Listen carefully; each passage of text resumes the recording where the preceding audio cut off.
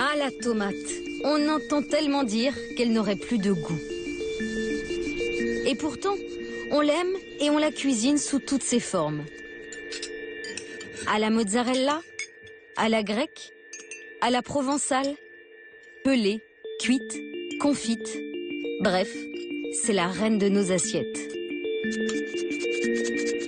Après la pomme de terre, c'est le produit le plus consommé en France. Nous en mangeons 12 kilos par an et par personne.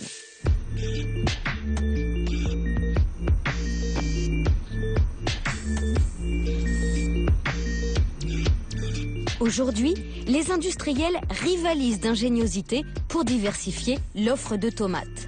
Le consommateur a l'embarras du choix.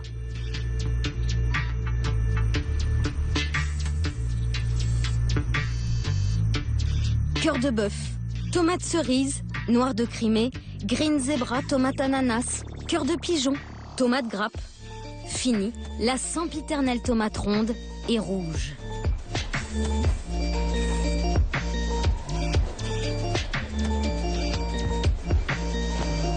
Malgré ce choix pléthorique, les critiques ont la dent dure. Farineuse, insipide, pas assez juteuse. Ces dernières années, la tomate n'a plus bonne presse. Elle aurait perdu son authenticité. Voilà, ça c'est un fruit. La tomate est un fruit. Voilà, ça c'est un fruit. Une vraie tomate, c'est ça. C'est comme une pêche, quoi. 4 sortes de tomates sont pourtant les reines des étals. La tomate de saison, cultivée par nos maraîchers. La tomate en vrac, le premier prix, vendue toute l'année. La tomate grappe, cultivée en France, la préférée des Français. Enfin, depuis quelques années, les tomates anciennes. Nous allons tester le goût de ces 4 tomates et découvrir où elles sont produites. Pour cette enquête, nous avons rencontré 2 petits producteurs qui font une tomate de saison, règle d'or d'une bonne tomate. Nous sommes allés dans le désert marocain où l'on cultive la tomate premier prix, de longue conservation, présente toute l'année sur les étals. Nous nous sommes également rendus en Bretagne, devenue l'une des régions phares de la tomate grappe, cultivée hors sol, même en hiver. Enfin, nous vous révélerons le travail de ces résistants du goût, en guerre contre la grande distribution qui a imité leurs tomates anciennes. Enquête au cœur de la tomate.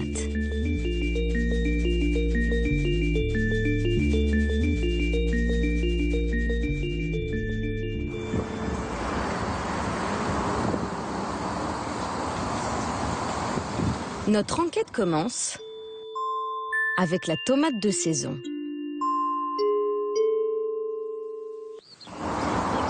Nous sommes en Loire-Atlantique, au cœur des marais salants de Guérande.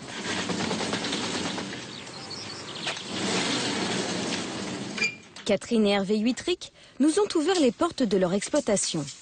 Ils cultivent sous abri pour éviter les intempéries. L'idéal pour produire une bonne tomate de saison. Voilà, il y en a une très jolie. Ah ouais, celle-là, elle est belle. Là, ça fait partie des plus grosses. On peut avoir des tomates qui font plus d'1 kilo. Pourquoi on voit qu'elle est bien? Ben, elle est assez spectaculaire en taille. Par rapport à ma main, c'est une belle taille. Et puis là, elle est jolie, quoi. Elle a une belle forme, c'est une belle tomate. Oui, ça c'est de la tomate pleine terre, donc vous voyez, c'est cultivé dans le sol. Ce sont des tomates gustatives en fait, hein. On cherche avant tout le goût. Ce sont des variétés qui n'ont pas un gros potentiel de rendement. Elles ont plutôt des rendements faibles, mais c'est pas ce qu'on recherche en fait. Nous, c'est vraiment la qualité extrême et donc d'avoir des fruits qui soient gustativement au top, quoi. Aujourd'hui, ils font partie des 20% de producteurs à cultiver en pleine terre, de manière traditionnelle. Chaque année, ils testent de nouvelles variétés. Tous les ans, on cherche de nouvelles variétés. Alors, moi, souvent, je vais chercher le mouton à 5 pattes et Cathy me dit non, c'est pas... Il y a des choses qui sont pas vendables, il y a des choses qui vont pas plaire aux clients parce que là, en tomate, bon, il faut qu'elle soit vraiment très bonne si on veut la lancer sur le marché. Nous sommes en octobre. La saison s'est un peu étendue car le soleil a joué les prolongations. La récolte a commencé à la mi-juin et là on est au 15 octobre et donc la récolte est pratiquement terminée. Cette année, on a eu un automne, une fin d'été et un automne particulièrement doux et agréable. Donc on a encore des tomates à cette saison-ci, alors que d'habitude, fin septembre, la culture est terminée. Il faudra attendre le mois de mai pour voir apparaître de nouveau une bonne tomate mûrie au soleil.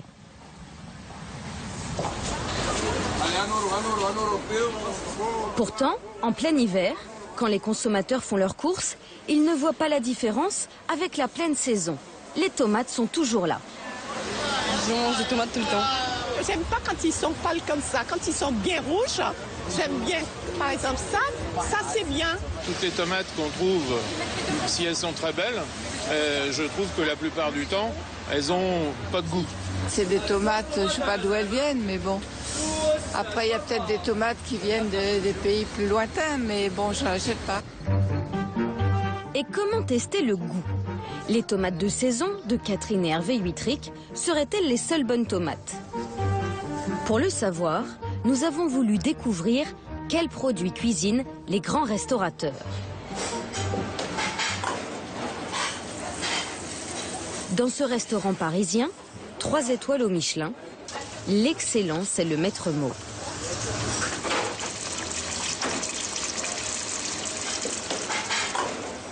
Alain Passard est un esthète du goût qui a construit sa réputation sur ses légumes. Il a même son propre potager pour être vraiment sûr de proposer le nec plus ultra à sa clientèle de gourmets. L'été, la tomate, c'est la star de sa carte. Une tomate, c'est comme un melon. Ça a un parfum. Donc elle a ce parfum qui sort totalement de cette peau. Et ensuite, c'est le goût. Hein, parce que bon, moi ce que j'aime effectivement, parce que le problème aujourd'hui des tomates hors sol, c'est qu'elles font toutes le même poids.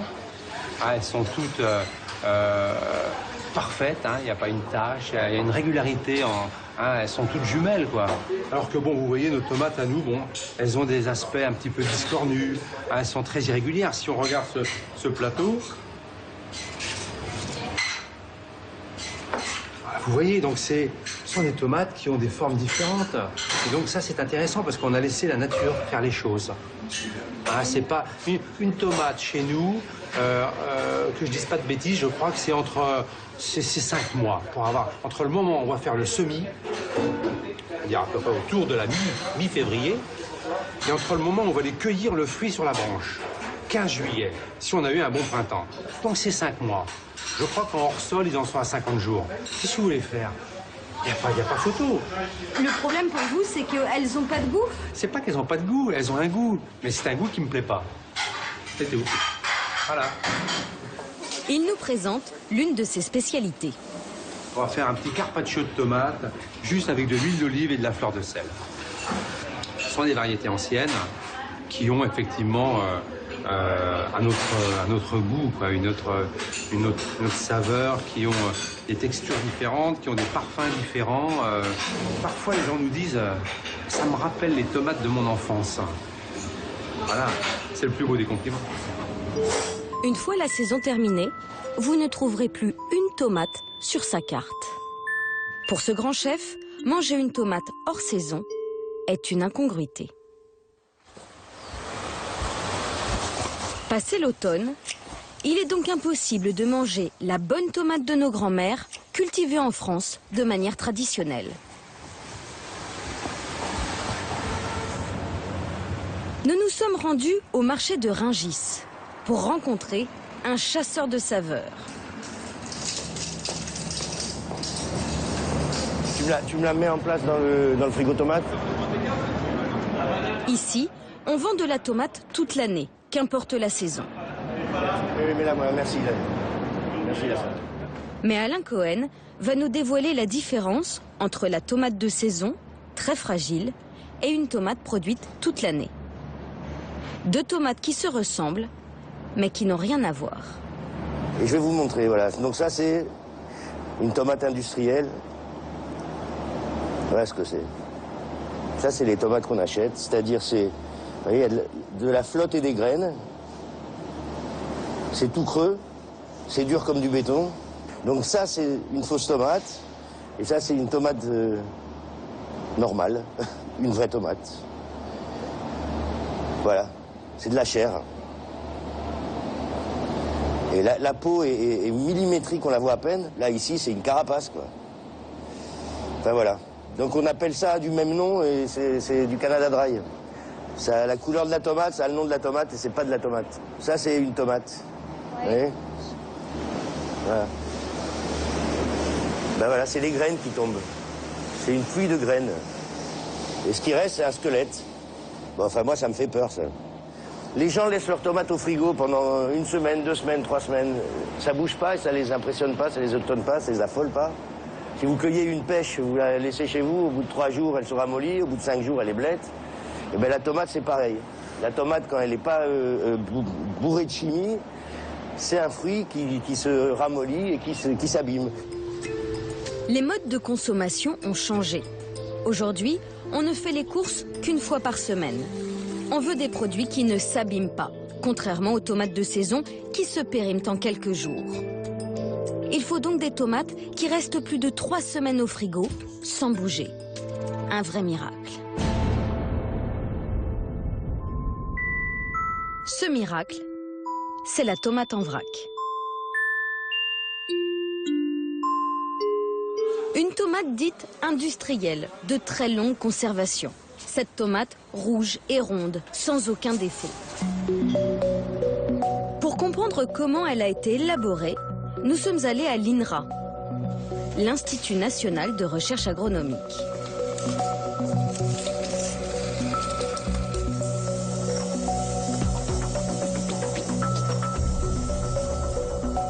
On voit quelques bandes qui vont être intéressantes par ici, ou des marqueurs comme celui-là, peut-être, qu'on pourra utiliser. Pour la chercheuse Mathilde Causse, les années 80 ont tué le goût avec l'apparition d'une variété de tomates de laboratoire, la Daniela.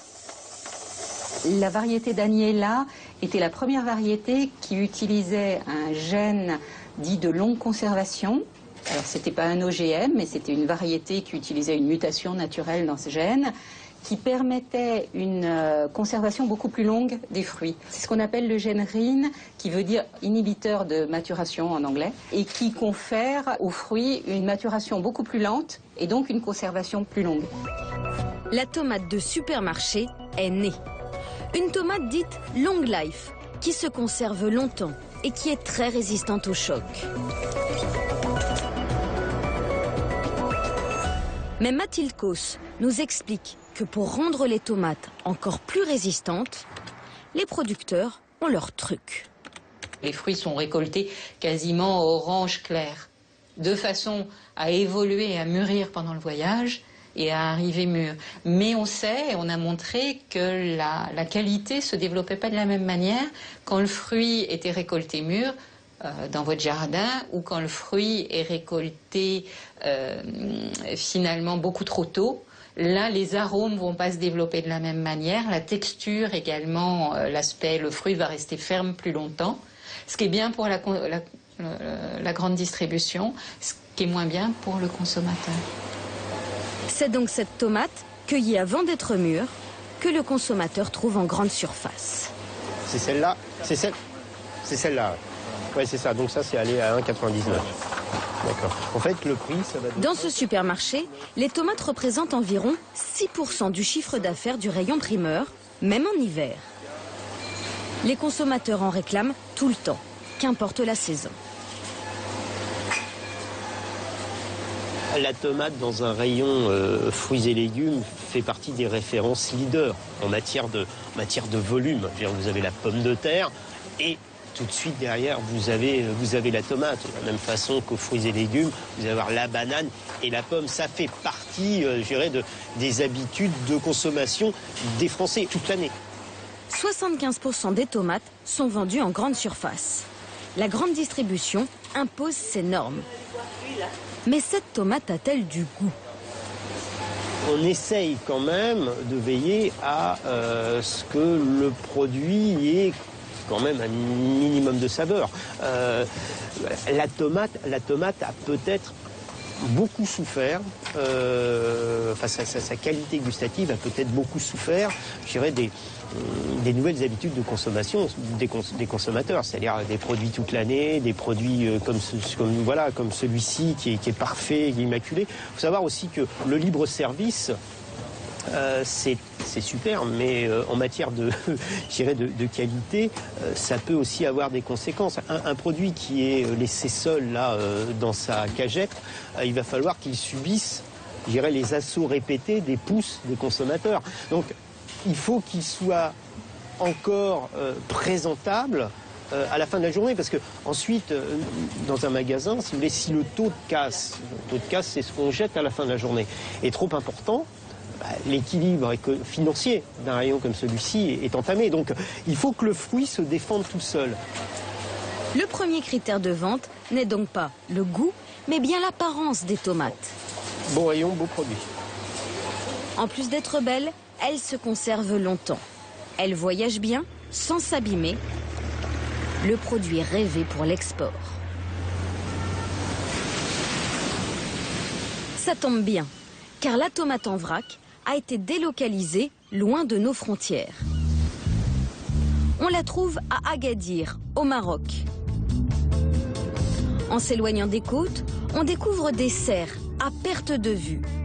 Là, en plein désert, voici l'un des greniers à tomates de l'Europe. Pour répondre à la demande des consommateurs, qui exigent des tomates toute l'année et à bas prix, la grande distribution s'est tournée vers ces nouveaux marchés. Omar Mounir exporte ses produits dans toute l'Europe. Sa société Agafonte fait 6 millions d'euros de chiffre d'affaires.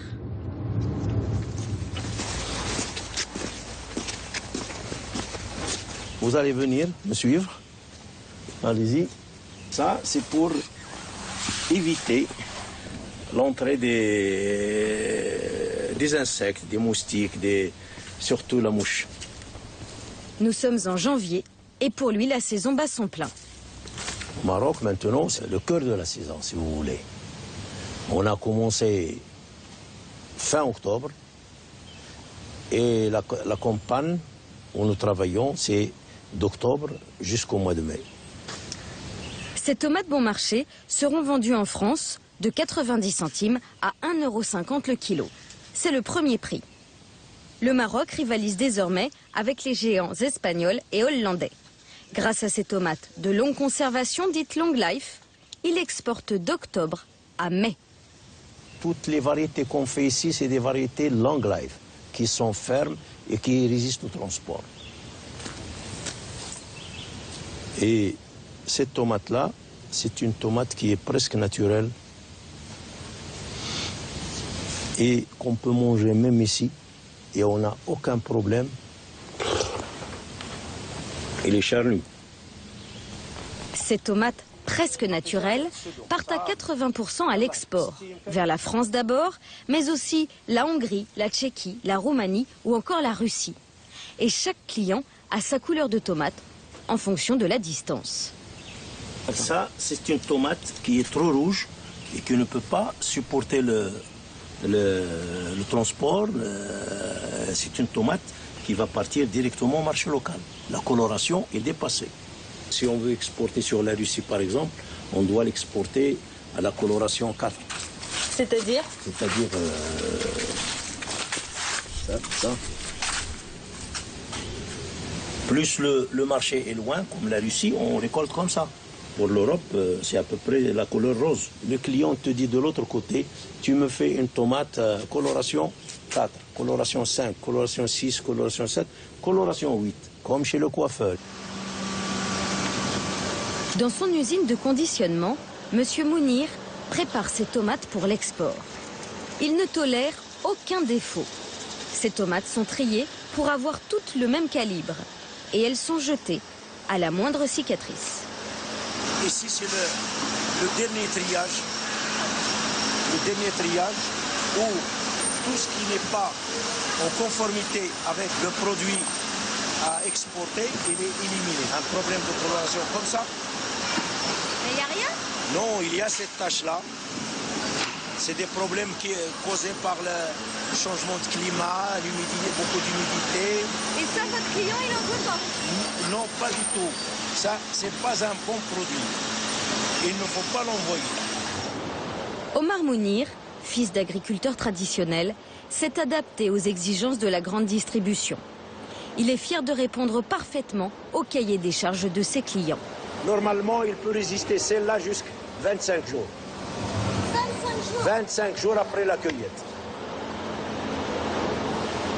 Des tomates idéales pour l'export qui vont voyager par camion réfrigéré, ce qui va encore altérer leur goût. Ces tomates peu goûteuses, les consommateurs français s'en sont lassés. Malgré son bas prix, sa consommation a beaucoup baissé. Les supermarchés ont tiré la sonnette d'alarme.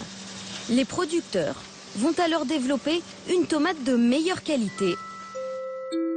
C'est la tomate grappe.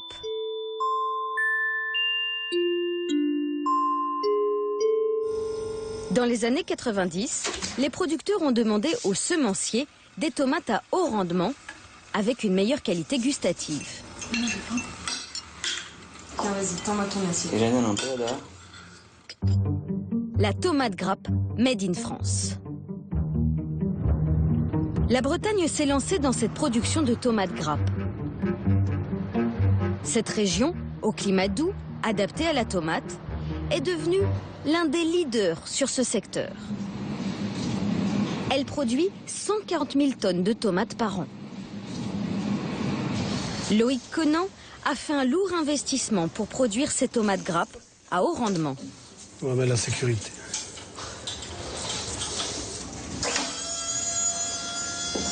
En France, pour produire en hiver, il a fallu développer la culture hors sol, dont sont issues 80% des tomates françaises. C'est de la tomate hors sol, cultivée sur de la fibre de noix de coco. En fait, ça ressemble à... On pourrait comparer un petit peu avec du terreau ou des choses comme ça, sauf que l'avantage du coco, en fait, c'est qu'il garde de l'humidité. Et même quand on a l'impression que c'est sec, en fait, si vous voulez, dès qu'il y a tellement de la porosité, c'est dès qu'on appuie dessus, on voit une petite goutte, vous voyez. Il y a de l'humidité en permanence. Le substrat de coco recueille des solutions nutritives et des engrais, déversés par un goutte à goutte. Pour faire pousser une tomate, il faut de la lumière. Loïc a donc investi dans une serre de verre et d'acier très lumineuse. Un rideau permet également de limiter les déperditions d'énergie. Car en Bretagne, les serres doivent être chauffées via des tuyaux remplis d'eau chaude. Un investissement de plus d'1 million d'euros. T'as 2 minutes pour regarder un petit peu les variétés, là? Bah ouais, je voulais que tu vois un peu à ce stade-là, parce qu'on a un petit peu... Loïc appartient à une coopérative, Prince de Bretagne. Karine, la représentante du groupe, est venue inspecter les tomates grappes de Loïc. Les fruits sont bien remplis, c'est-à-dire qu'ils ont été bien nourris. On va avoir un peu de graines dedans, ce qui donne un fruit charnu, beaucoup plus intéressant au niveau gustatif. Et non, là, ça fait plaisir à voir pour un début de saison. En hiver, c'est pas évident d'avoir un fruit qui soit bien rempli et qui ait eu assez de lumière. La tomate grappe, c'est un enjeu essentiel, car c'est la plus vendue en France. Mais comment est-elle arrivée sur nos étals? Comme la tomate en vrac, elle est issue des laboratoires des semenciers. Nous sommes allés près d'Avignon, chez Jacques Gauthier. Ce semencier a cherché à proposer des variétés résistantes et à haut rendement pour les producteurs. On met la charlotte, surtout quand on sera dans les plantes. Hein. Donc je peux la mettre maintenant, si vous voulez. Il va nous montrer comment on élabore une nouvelle tomate. Donc pour créer une nouvelle variété, on met généralement de 5 à 10 années. Donc dans quelques semaines, la plante va pousser. En tomate, la plante donne 2 feuilles et un bouquet floral, 2 feuilles, un bouquet floral en permanence. Et donc c'est sur ces fleurs qu'ensuite il va y avoir des fruits qui vont se produire naturellement. Et nous, c'est sur ces fleurs qu'on va faire ces accouplements entre donc une variété et une autre. C'est ça qui est l'hybridation. Cette nouvelle tomate hybride est arrivée dans les années 90. Sa particularité, le fait d'être vendue avec la branche, ce qui lui donne un aspect plus attirant et plus naturel. Mais cette tomate grappe a-t-elle plus de goût? Ou bien est-ce un gadget pour attirer les clients? La tomate grappe, c'est ni plus ni moins une tomate de longue conservation qui sent plus, mais c'est pas la tomate qui sent, c'est la grappe qui sent. Les semenciers ont donc proposé des tomates résistantes, mais avec un meilleur mûrissement, pour un peu plus de saveur. La tomate grappe, c'est le produit phare sur le marché français. On a associé des caractères gustatifs, des caractères avec des caractères productifs ou de mise en marché, des résistances à des maladies. C'est ça, en fait, notre métier, c'est ça, c'est de combiner des choses qui n'existent pas dans la nature, sinon on ne servirait à rien. On va retourner voir les essais. Retour en Bretagne, chez Loïc Conan, qui vient justement de tester l'une de ces nouvelles variétés de tomates grappes améliorées par les semenciers. Tu vas récolter d'ici 15 jours, Ouais, alors? à peu près, ouais. C'est ça. Bah, je pense. Karine, qui représente Prince de Bretagne, va rendre son verdict. Les fruits sont un peu blancs. Ce qui m'inquiète quand les fruits sont blancs comme ça, c'est d'avoir un rouge qui soit un peu clair après à maturité. C'est quand même plus joli quand le fruit est mûr d'avoir un rouge qui soit intense. C'est quand même ce que recherche le consommateur. Ouais, puis on voit que... Plus attractif. On cherche à avoir un fruit qui soit bien rouge. Donc la présentation, c'est un calibre régulier sur la grappe et les fruits répartis de chaque côté en fait.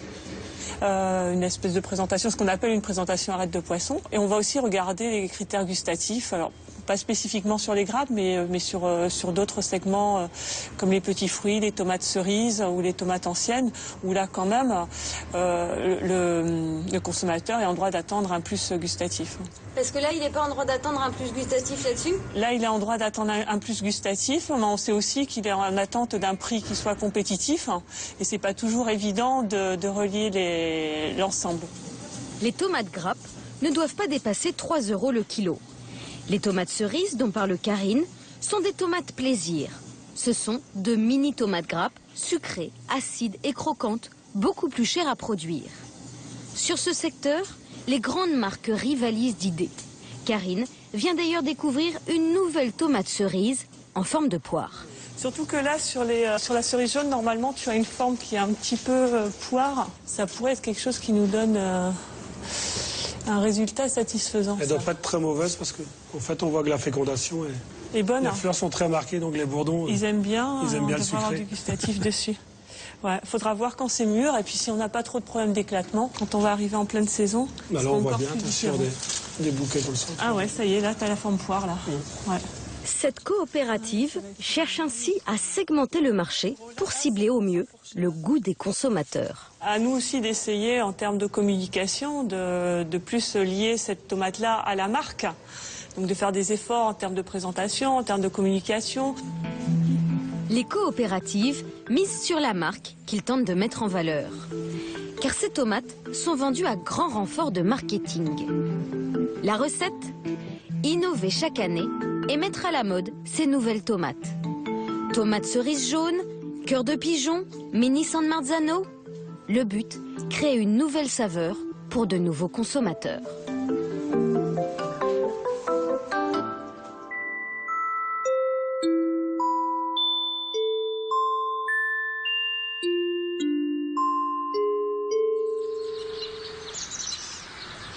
Bien avant les services marketing, certains résistants ont travaillé dur pour remettre les tomates anciennes dans notre assiette. L'un de ces résistants a même créé, au château de la Bourdaissière, près de Tours, le Conservatoire national de la tomate. La rose dit, bon, elles ont toutes des dents formidables. Le prince Louis-Albert de Breuil est un chevalier du goût. Il a été l'un des premiers à prendre l'épée pour lutter contre la standardisation. Dès les années 90, il a répertorié 650 variétés dont il est très fier. En matière de diversité, il n'y a rien de mieux que découvrir réellement. Alors ça, c'est un ouvrage qui qui montre à quel point la tomate réserve toutes les surprises, non pas de l'arc-en-ciel, mais bien plus. Étant donné qu'on est là dans une diversité, on le voit, de formes et de couleurs. Plus de 550, 600 variétés ont été photographiées. On les voit, je dirais, comme une espèce de catalogue, mais c'était un véritable catalogue de la vie, finalement, et du vivant, que sont ces variétés de toutes les formes. L'automne est arrivé, et avec lui, la fin de la saison des tomates. Des tomates que le prince est allé chercher aux 4 coins du monde depuis des années. Dans son potager de 10 000 mètres carrés, il nous fait découvrir les fruits oubliés ou même inconnus qu'il cultive. Pour lui, c'est un voyage parmi des variétés aux noms exotiques. Dans le cas de la bourdaissière, on s'aperçoit qu'il y a 652 variétés cultivées, avec des noms aussi merveilleux que Potlang Pink, que Porter Pink, mais ça c'est toutes les roses. Là ce sont plutôt les blanches, là vous avez la poil blanc et la blanche d'Anvers et ainsi de suite. Et là on voit que la diversité de la couleur, c'est aussi la diversité des formes et celle du goût. Ce passionné s'est fixé un objectif. Il veut défendre la biodiversité. Pour le prince, la grande distribution a habitué le consommateur à un goût unique de la tomate. On a, après la guerre, finalement, une agriculture conventionnelle qui a normé tellement de légumes et de fruits qu'on a fini par avoir et connaître que quelques espèces. Il y a une richesse variétale exceptionnelle. On compte plus de 10 000 variétés de tomates dans le monde, même probablement 20 000. Et c'est très nouveau dans l'inconscient de chacun de comprendre que cette diversité, elle n'a pas été produite par une machine ou par des modifications génétiques. Elle est issue de croisements naturels et c'est cette richesse qu'on découvre ici et qui a permis de prendre conscience que cette diversité de la tomate, on l'a dans les pommes de terre, on l'a dans les fruits, dans les légumes et qu'il faut la préserver. Grâce à son potager, lui et son équipe incitent les visiteurs à expérimenter de nouvelles saveurs. Leur credo, rééduquer le goût perdu. On a aussi beaucoup d'échanges. Je pense qu'on reçoit des graines, on nous en envoie, des gens viennent, arrivent avec leurs petites tomates en disant voilà, est-ce que celle-là vous l'avez pas, je l'ai dans mon potager depuis toujours. Et c'est ça qui est important, c'est l'échange, c'est le partage. C'est intéressant justement d'avoir un jardin comme ça pour à la fois le montrer, le mettre en valeur pour les gens et puis l'expliquer aussi. Les goûts, les saveurs, les textures sont très différentes et puis rien que l'aspect de la plante aussi. Déjà c'est appétissant et en même temps on peut se rendre compte aussi qu'il y a des goûts très différents. Non mais j'espère que l'année prochaine le verger va être... J'en parlais à Pierre et il faudrait vraiment qu'on trouve un endroit pour un fruitier. Avant la tomate de supermarché, ronde et rouge, il y avait donc beaucoup plus de goût, de texture, de forme et de couleurs. Une richesse variétale écrasée par les modes de fonctionnement de la grande distribution.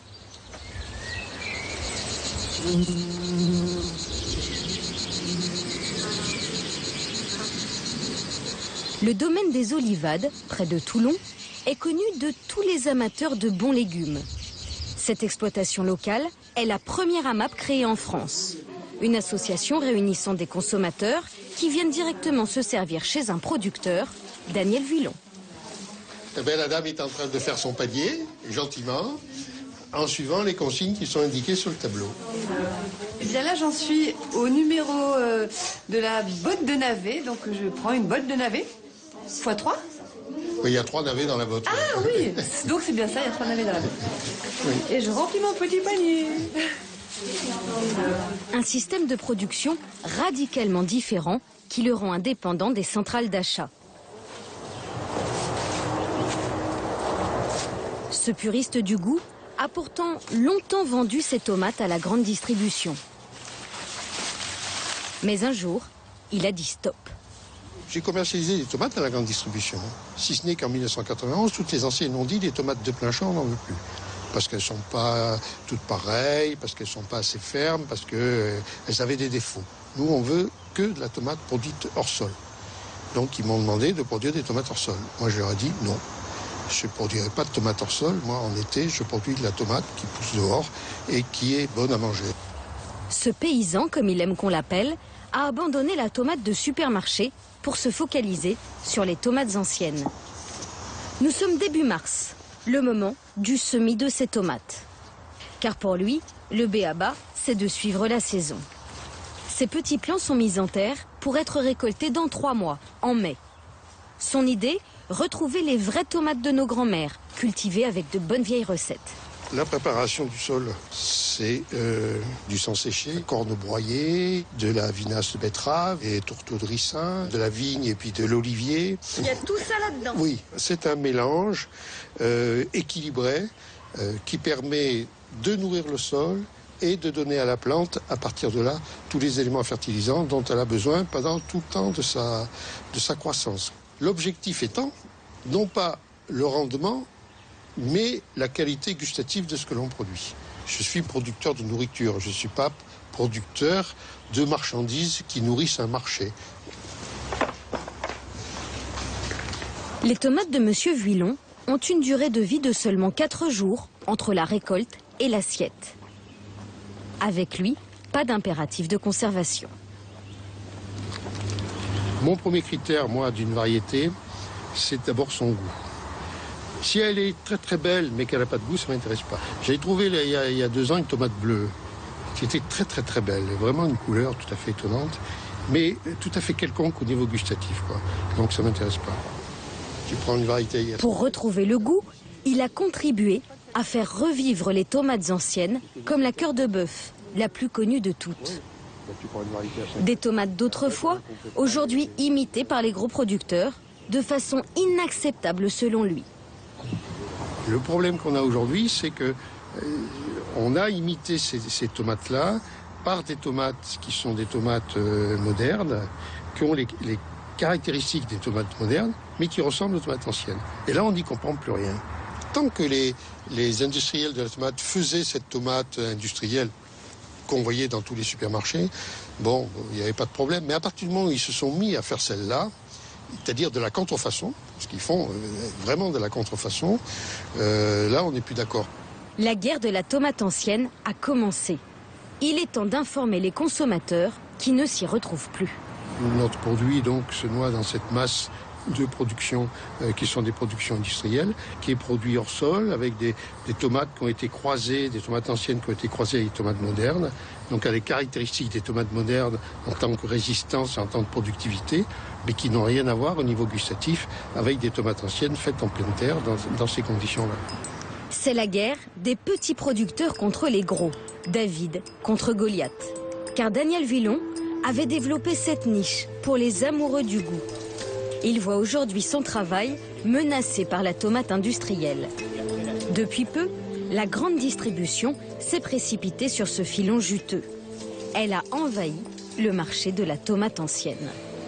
Vous avez parlé de tomates dites anciennes. C'est vrai que aujourd'hui, le consommateur en général, pour les produits alimentaires, les fruits et légumes en particulier, a un peu la nostalgie des produits d'avant. C'est-à-dire de ces produits que parfois ils n'ont pas consommés, mais dont leurs parents ou leurs grands-parents leur parlent en disant « Oh là là, dans le temps, les tomates avaient un meilleur goût que ce que l'on trouve aujourd'hui. » Donc c'est vrai qu'aujourd'hui, il y a un retour à ces produits dits anciens. Voilà. Alors, ce ne sont pas toujours des produits anciens, ce sont aussi parfois des produits qui ont été élaborés à partir des attentes des consommateurs. Les consommateurs réclament plus de variété, mais ils restent attachés à leur mode de vie. Pas question de faire les courses plus d'une fois par semaine. Les tomates anciennes doivent donc se conserver. Bref, l'antithèse de la tomate de goût. On a donc créé de nouvelles tomates anciennes ayant les caractéristiques de rendement et de conservation des tomates de supermarché. Et comment les cultive-t-on? Hors sol, bien sûr.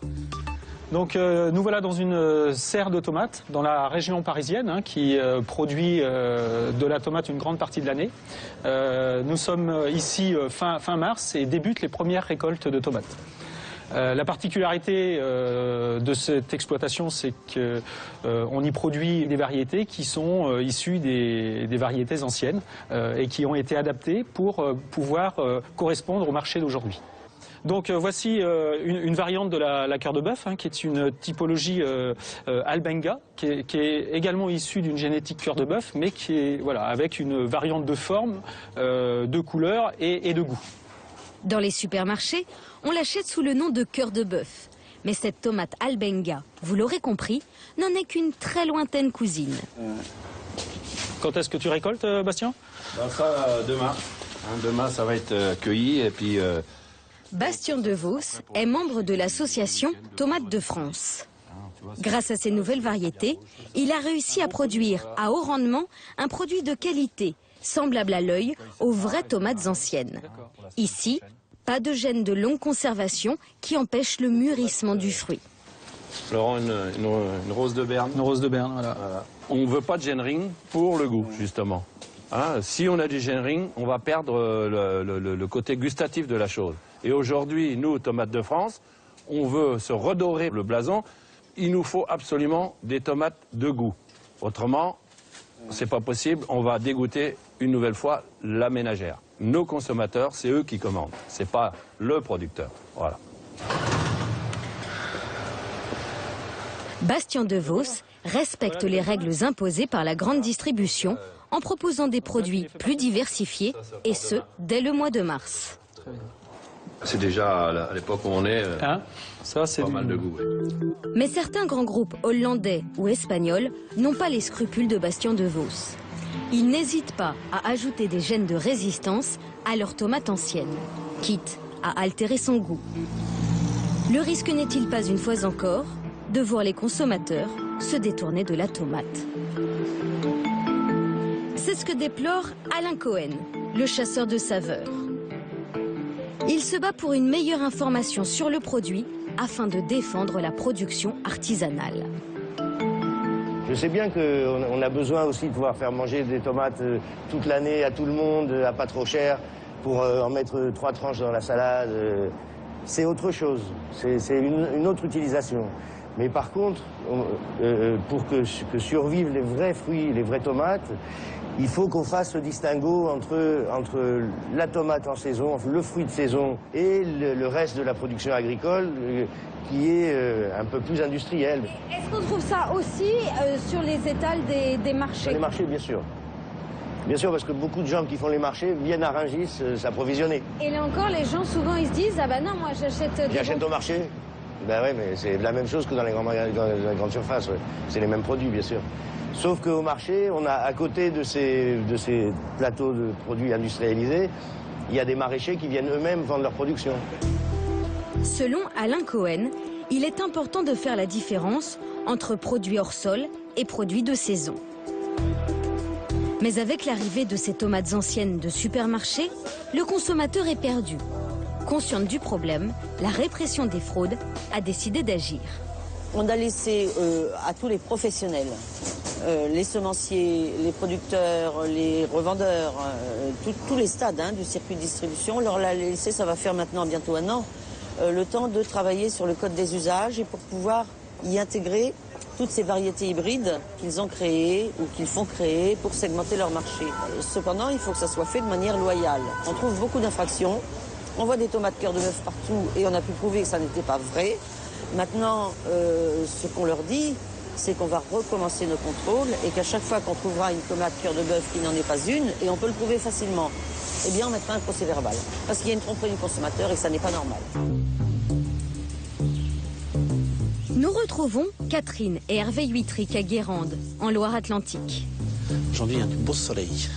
Il fait toujours beau en Bretagne. Ces producteurs font partie de ces passionnés qui ont remis les tomates anciennes au goût du jour. Pour eux, les tomates anciennes à haut rendement viennent concurrencer leurs produits de manière déloyale. Ils subissent de plein fouet la concurrence de cette fausse cœur de bœuf. Ils nous expliquent donc comment reconnaître la vraie cœur de bœuf de saison. Oui, elle a une forme de cœur. Bah oui. On la voit bien. Regardez. Vraie forme de cœur. Il n'y a aucun rapport entre cette tomate-là et la véritable cœur de bœuf, quoi. Ça, c'est une tomate creuse, et qui n'a aucun intérêt gustatif. C'est la tomate de jardin qui est réputée, la cœur de bœuf.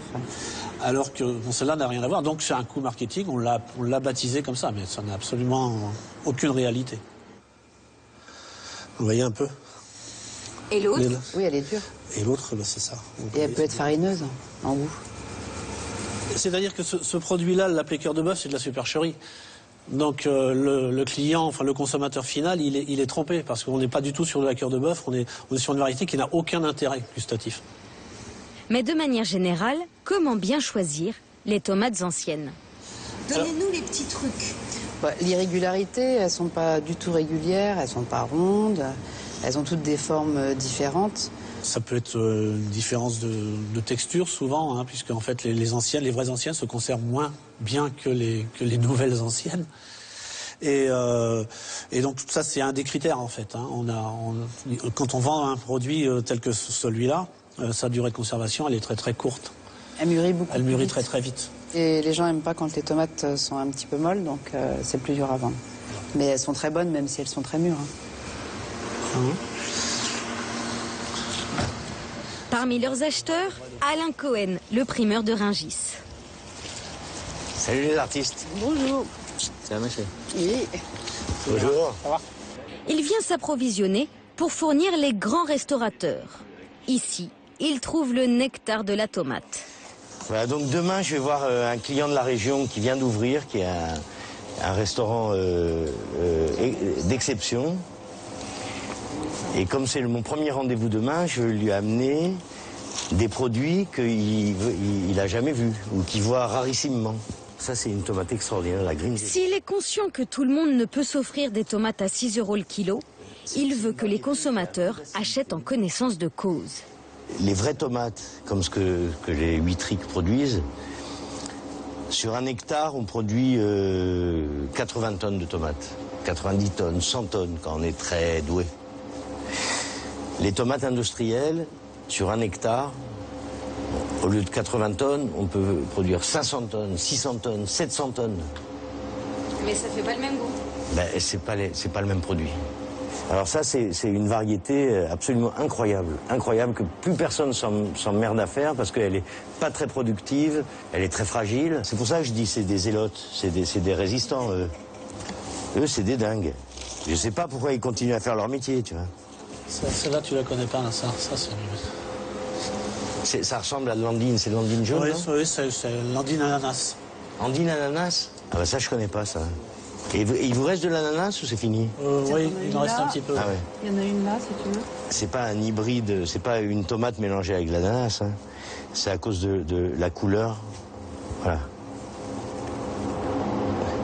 Et ça, il faut que les gens prennent la photo de ça. Et comprennent qu'une vraie tomate, c'est ça. C'est comme une pêche, quoi. Voilà, ça c'est un fruit. La tomate est un fruit. Voilà, ça c'est un fruit.